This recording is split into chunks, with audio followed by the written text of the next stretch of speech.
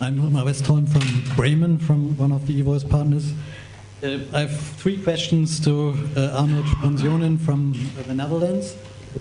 I found it very interesting and very impressive that now also the Netherlands have a national e-participation initiative, because I think comparing the European states, that's very, very important, and the experience from Britain show that their local e-democracy program was stimulating e-participation on the local level very, very much.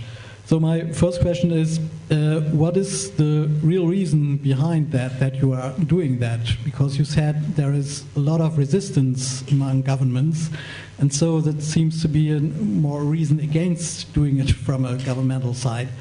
Is it, for instance, is it the European initiative E2010, or so more pressure from the European level? Because my impression from Germany is that it's very much the pressure from the European level. So thanks to the European Union for this.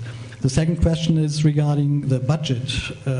Can you say some words about the budget you have on national level for this, for instance, for this year and for the last year? And the third question is a question and a remark.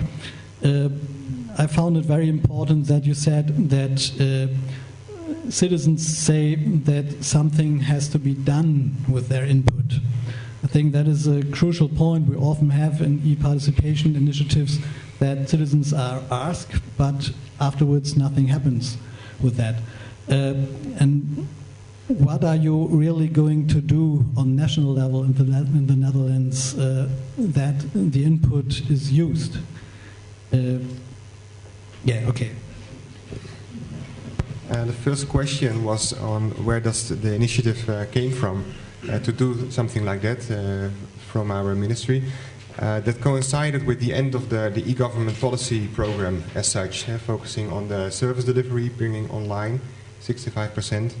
We also had parallel developed a citizen charter, which also included 3 norms for active citizenship. And those 3 norms were not addressed in this policy program on e-government very much.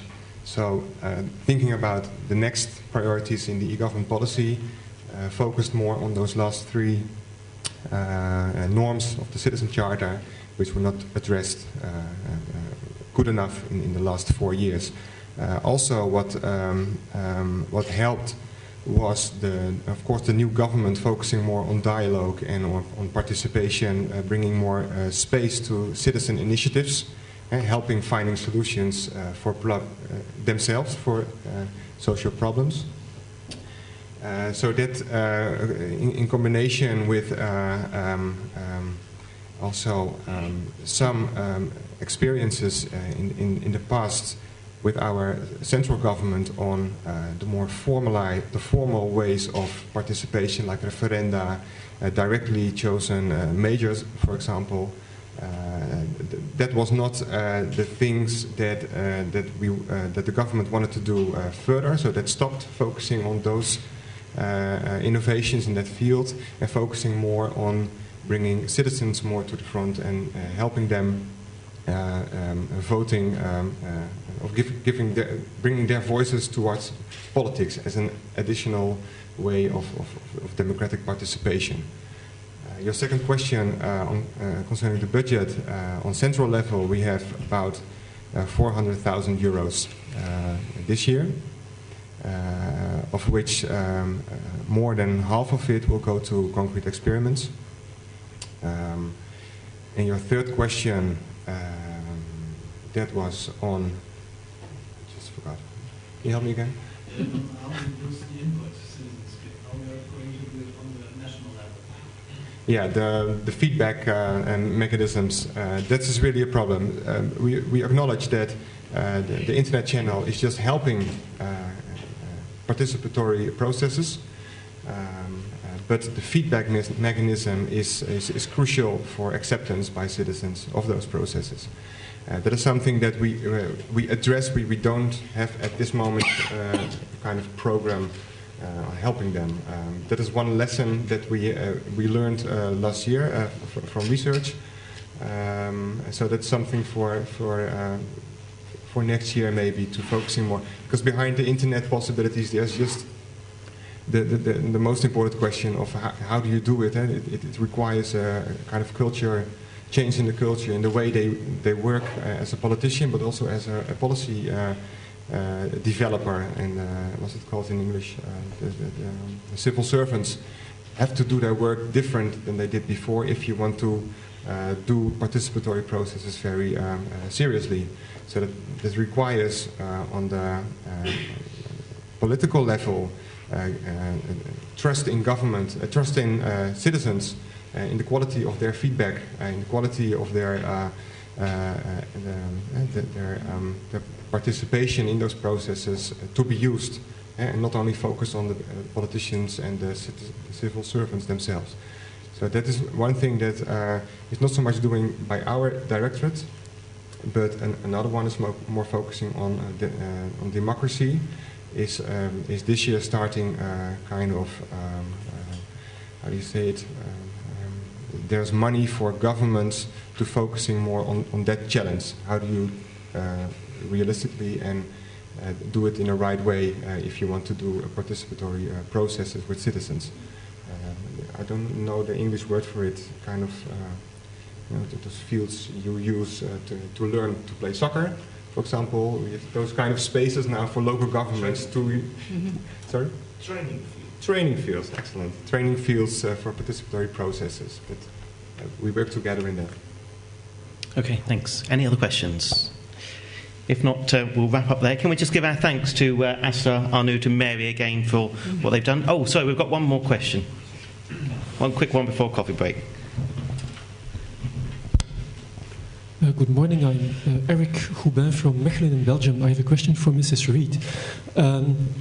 I was quite impressed by the way you are trying to sensitize local politicians to get active on the internet.